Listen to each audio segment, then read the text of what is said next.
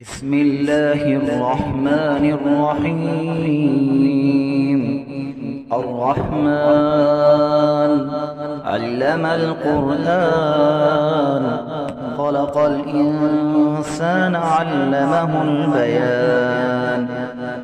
الشمس والقمر بحسبان، والنجم والشجر يسجدان. والسماء رفعها ووضع الميزان، ألا تطغوا في الميزان، وأقيموا الوزن بالقسط ولا تخسروا الميزان. والأرض وضعها للأنام، فيها فاكهة والنخل ذات الأكمام، والحب ذو العصف والريحان. فبأي آلاء ربكما تكذبان؟ خلق الإنسان من صلصال كالفخار، وخلق الجان من مارج من نار. فبأي آلاء ربكما تكذبان؟ رب المشرقين ورب المغربين، فبأي آلاء ربكما تكذبان؟ مرج البحرين يلتقيان، بينهما برزخ لا يبغيان. فبأي آلاء ربكما تكذبان؟ يخرج منهما اللؤلؤ والمرجان. فبأي آلاء ربكما تكذبان؟ وله الجوار المنشآت في البحر كالأعلام. فبأي آلاء ربكما تكذبان؟ كل من عليها فان، ويبقى وجه ربك ذو الجلال والإكرام. فبأي آلاء ربكما تكذبان؟ يسأله من في السماوات والأرض، كل يوم هو في شأن. فبأي آلاء ربكما تكذبان؟ سنفرغ لكم أيها الثقلان. فبأي آلاء ربكما تكذبان؟ يا معشر الجن والإنس إن استطعتم أن تنفذوا من أقطار السماوات والأرض، فانفذوا لا تنفذون إلا بسلطان. فبأي آلاء ربكما تكذبان؟ يرسل عليكما شواظ من نار ونحاس فلا تنتصران.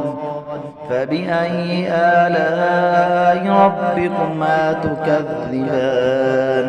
فإذا انشقت السماء فكانت وردة كالدهان. فبأي آلاء ربكما تكذبان؟ فيومئذ لا يسأل عن ذنبه إنس ولا جان. فبأي آلاء ربكما تكذبان؟ يعرف المجرمون بسيماهم، فيؤخذ بالنواصي والأقدام.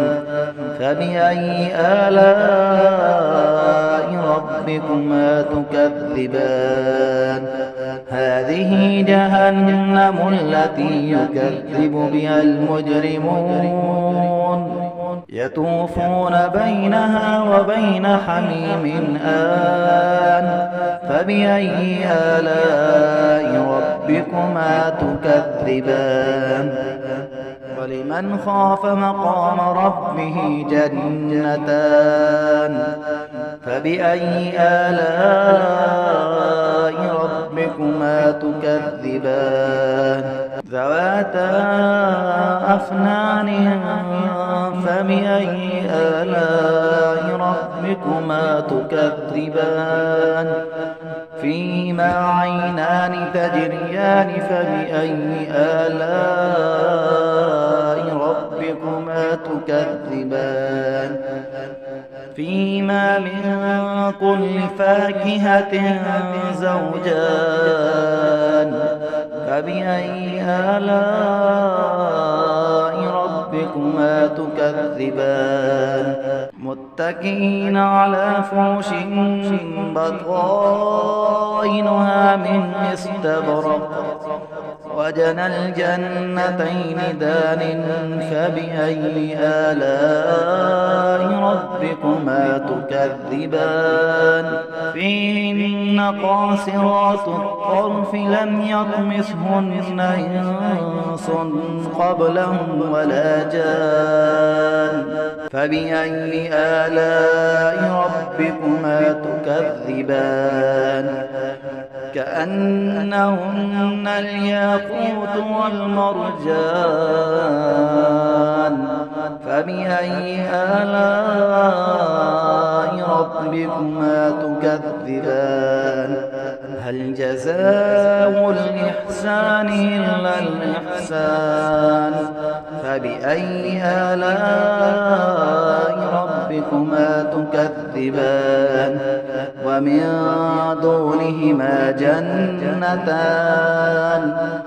فبأي آلاء ربكما تكذبان مدهامتان فبأي آلاء ربكما تكذبان فيهما عينان نضاختان فبأي آلاء ربكما تكذبان فيهما فاكهة ونخل ورمان فبأي آلاء ربكما تكذبان فيهن خيرات حسان فبأي آلاء ربكما تكذبان حور مقصورات في الخيام